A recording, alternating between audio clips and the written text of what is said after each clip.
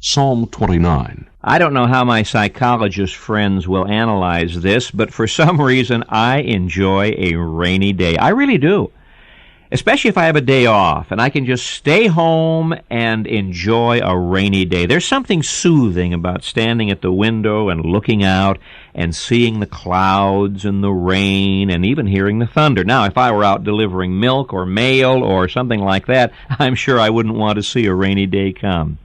Psalm 29 is the description of a storm, one of the most beautiful poetic descriptions of a storm found in any literature anywhere. I suppose David was out in the fields or out in a cave somewhere, and along came this storm.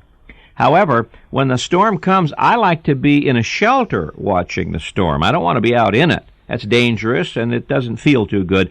This is what David does in Psalm 29. He sees the power of God in a storm.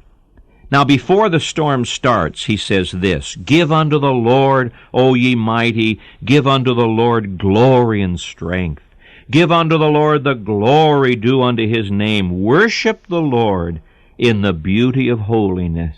Before the storm, he's concerned about God's glory. Perhaps you saw the clouds gathering. By the way, when you see clouds gathering and a storm's about to come to your life, do you think about the glory of God? David did. So often we don't.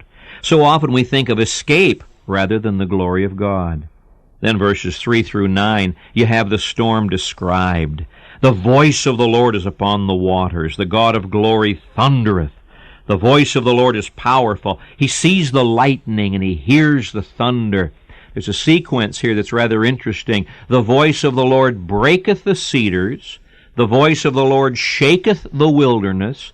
The voice of the Lord maketh the hinds to calve. An interesting sequence. God's voice can break and make and shake. And he sees God's power in the storm. But finally he ends up with God's sovereignty. He's king forever. Verse 10, "The Lord sitteth upon the flood. The Lord sitteth king forever." God is sovereign today. Don't be afraid of the storm. Just look for his glory and his power.